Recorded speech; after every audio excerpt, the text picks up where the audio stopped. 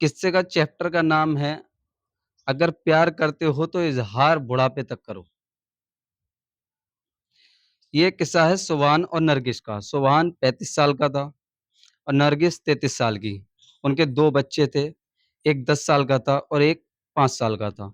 घर छोटा था, लेकिन उसमें मोहब्बत बहुत बड़ी रहती थी।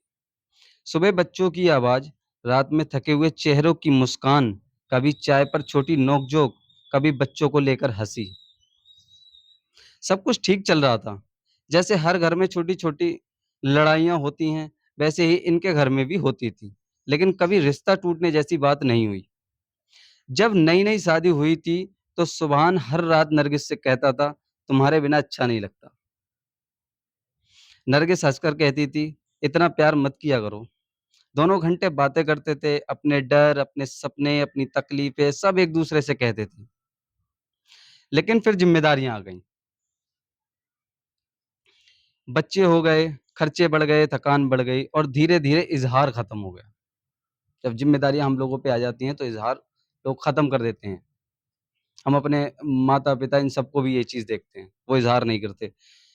तो मोहब्बत धीरे-धीरे इज़हार खत्म हो गया। मोहब्बत खत्म नहीं हुई थी, इज़हार खत्म हो गया था, लेकिन मोहब्बत खत्म नहीं हुई थी, बस कहना खत्म हो गया था। अब सुबहान काम से आता, बच्चों को खिलाता और थक कर सो जाता। नरगिस पूरे घर को सँभालती और चुपचाप सो जाती।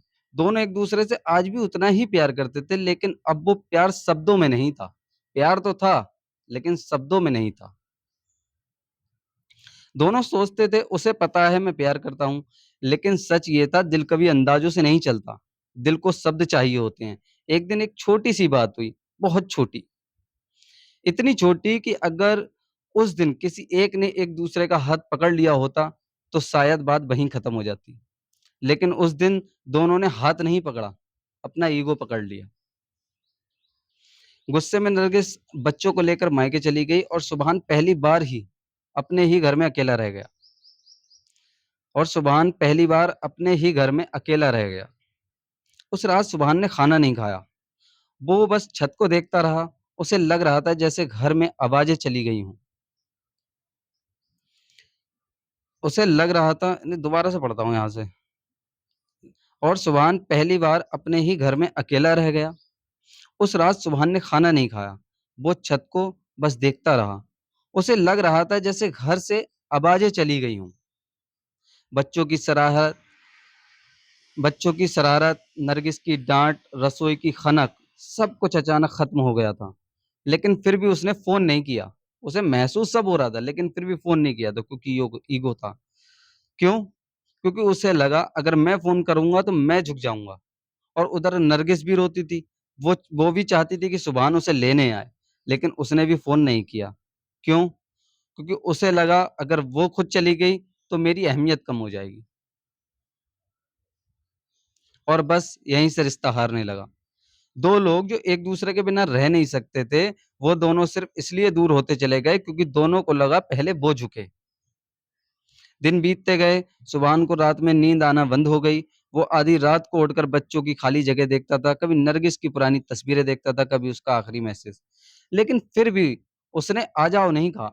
सब कुछ महसूस करा लेकिन एक भी बार ये नहीं कहा कि आ जाओ। उधर नरगिस भी हर दरवाजे की आहट पर सोचती थी शायद सुभान आया होगा, लेकिन दरवाज़ा कभी नहीं खुला। धीरे-धीरे एक छोटी-सी लड़ाई तलाक तक पहुँच गई।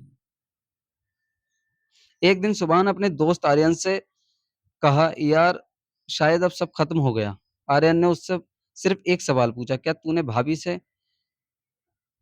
तूने कभी भाभी से कहा कि तू भाभी के बिना रह नहीं पा रहा?"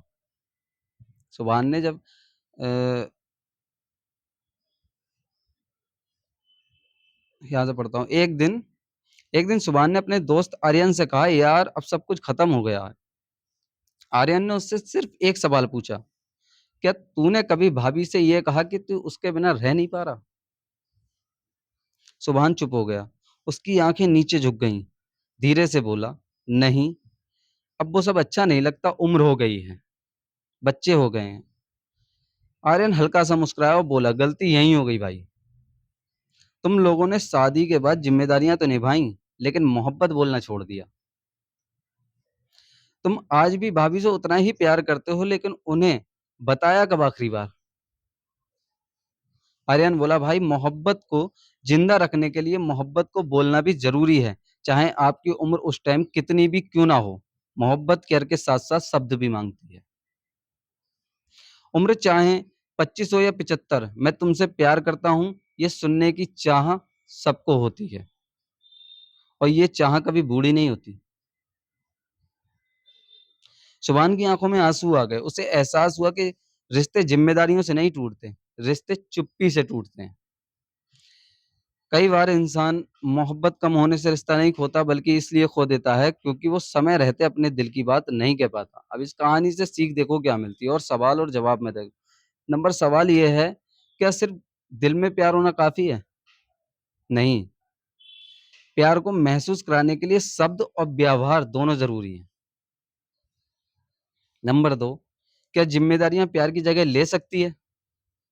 जवाब नहीं, ज़िम्मेदारियाँ निभाना और प्यार जताना दोनों अलग चीज़ें हैं। सीख ये है कि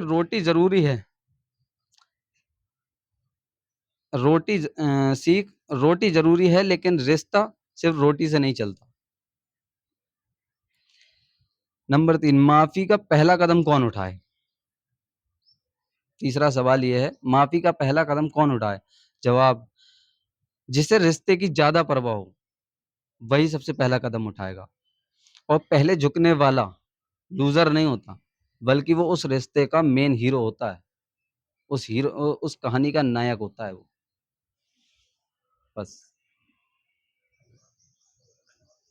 हैं? और आप लोगों के लिए बता दूँ, ये कहानी सुनने से पहले आप इस कहानी में अपने आप को जोड़ लोगे, क्योंकि आपके घर में भी ये सब चीज़ें होती हैं और आप लोगों ने ज़िम्मेदारियों के वजह से अपने-अपने रिश्ते निभाते हो, लेकिन उनको जताते नहीं हो, और जताना भी बहुत ज़रूरी होता है निभाने के साथ-साथ।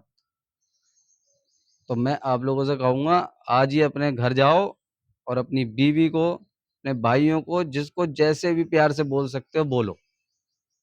अपनी बीवी को जाते ही आई लव यू कहो, बीवी भी कहे कि आज मेरा पति बच्चा कैसे बन गया।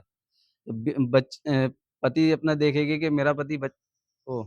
जब बीवी देखेगी कि मेरा पति बच्चा बन गया, तो उसके अंदर का जो बचपना दबाए पड़ी है, वो भी अपना बचपना बाहर निकालेगी, और वो भी तुम्हारे साथ बचपन जैसा बर्ताव करेगी, और शायद फिर तुम दोनों ज़िंदगी के मज़े ले सकोगे हँस-हँस के।